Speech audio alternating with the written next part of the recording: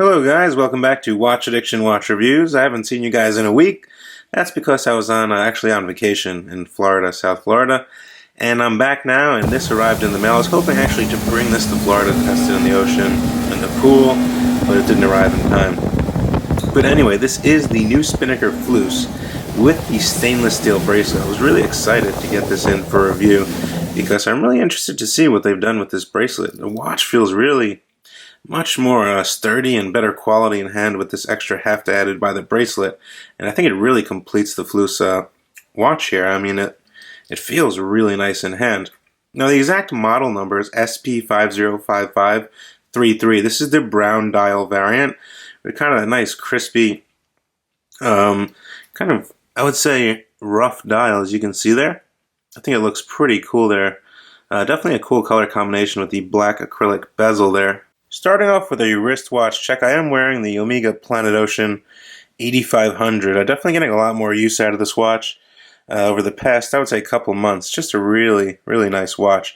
Anyway, back to the FLEUSS. Before getting into this video, I just want to say that you can save 20% on any Spinnaker model using the code WA20 at checkout. That does include international shipping, which is free. It does include a 2-year warranty as well. I think that's just good for you guys to use because, first of all, this watch is $350 without the code. I think it's a much better deal at $280. But anyway, let's get into it.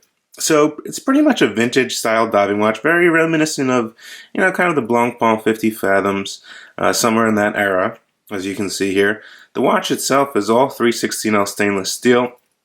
It's completely brushed, including the bracelet. Now, in terms of actual dimensions, we're looking at a 43 millimeter case diameter.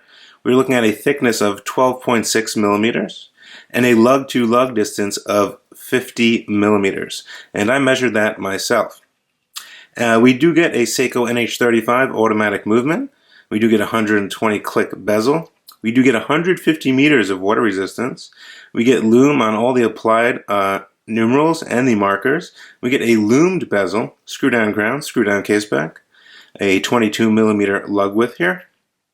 And I just want to mention the crystal on this, of course, is a sapphire domed crystal, which I believe has a coat of air coating on the outer side. I'm seeing some blue there coming off of it, as you can see right there. So it definitely has a coat of anti-reflective coating, which is good to see. Now, Spinnaker has definitely been improving their watches over the past, I would say, couple years. From when I really started buying Spinnaker watches back in 2016, they've definitely come a long way. The quality has improved like 3 times over, I'd say. And it's good to see them. They're actually coming out with a really cool chronograph. Actually, their first Mecha Quartz chronograph. They have a whole line of straps now you can buy also, and they're not cheap straps. They're actually very good quality straps. I have a few of them here. I will show you in a second. But anyway, back to this watch itself. So the FLEUSS, if you didn't know, it basically follows Henry Fleuss, the inventor of the underwater breathing machine or apparatus, basically back a long time ago. And Spinnaker really likes to kind of theme their watches after certain key figures in diving. I think that's cool, it gives it a little bit of a background. It gives the watch a bit more of a meaning. I think that's pretty cool that they do that. Now, if I get you in a little closer on this dial, we can see these nice applied 12, 6, and 9. It does say 150 feet, but it's a little hard to read. That is applied there. We get a black date wheel. We do get applied markers as well. And near the end of the dial here, you can see very fine minute and second markings, which is pretty cool and very detailed. The Spinnaker logo is applied as usual. The crown itself is screwed down here, and we do get that mainsail logo. The sides of the case are finely brushed, a very curved case, so it definitely sits on the wrist pretty nice, completely brushed, very smooth, fine brushing, so no issues there.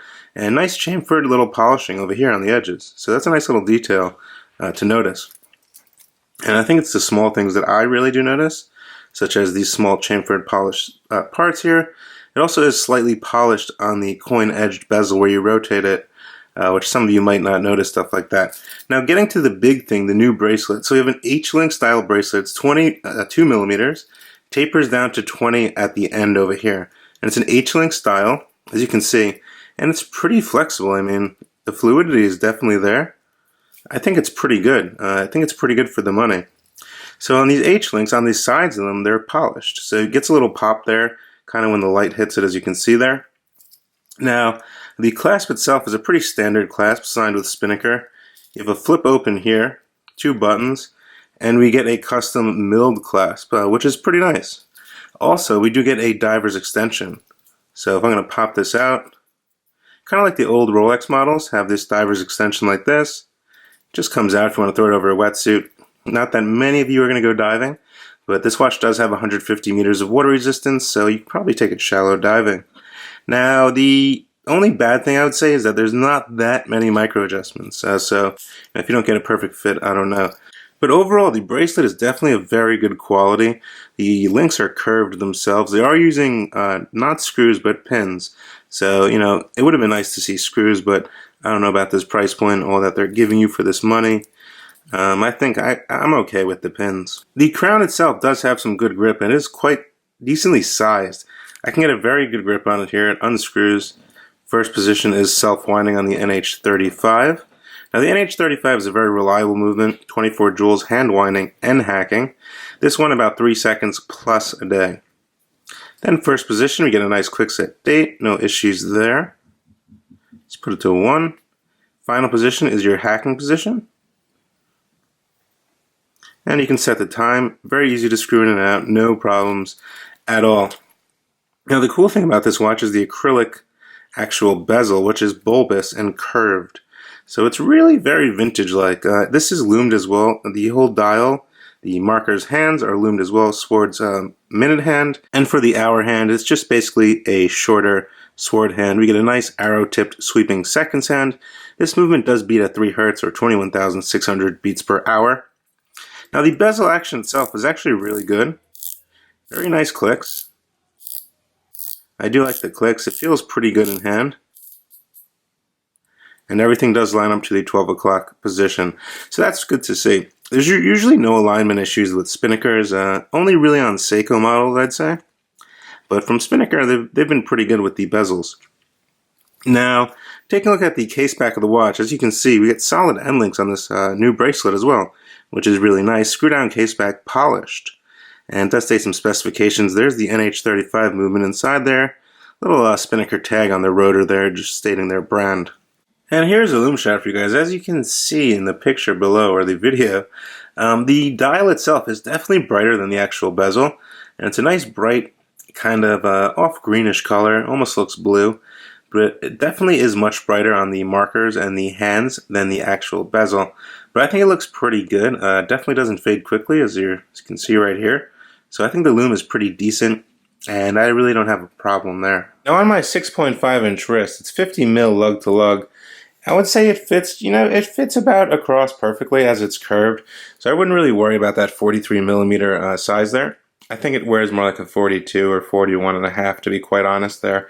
The bracelet itself is actually really comfortable, and those nice curved H-links definitely suit the wrist very well. And yeah, it's definitely a pleasure to wear this on a bracelet. It feels a bit heavier, it feels a bit sturdier, and I like the way it looks.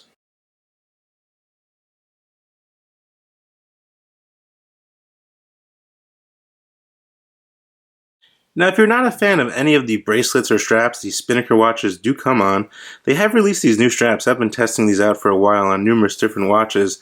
This is their genuine rubber NATO strap, and it has all kind of matte finish brushed hardware here. It's very well made, and it definitely is more expensive than, you know, a cheap NATO strap, because this is not cheap.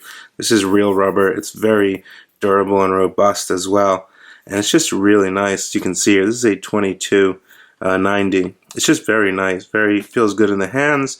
The hardware is definitely there. Nice little signature on the hardware. Very tough holes. You're not going to rip these. And I think it's all around. It's a very nice strap. And now I'm not a huge fan of rubber NATO straps, but this one is pretty nice, I must have to say there. And, you know, it works just as any other NATO strap would. And I think it's a good buy. Now, these are a bit more expensive. I believe these are like over $50. But, you know, it's basically like the same quality as like a Bonetto Cinturini strap, if you think of it like that. But definitely worth the money, definitely. Now, perhaps you want a nylon NATO strap. They are making their own nylon straps as well. And here's a nice one with a nice Spinnaker buckle. This is kind of a blue and kind of red strap here, a navy blue. And very nice material, very soft, that seatbelt material. And yeah, it's a nice strap. I think this would look good on like an SKX009. Yeah, that's the Pepsi variant that I have.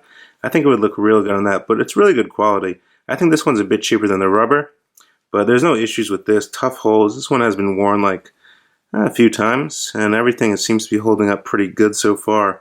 So this one's pretty good.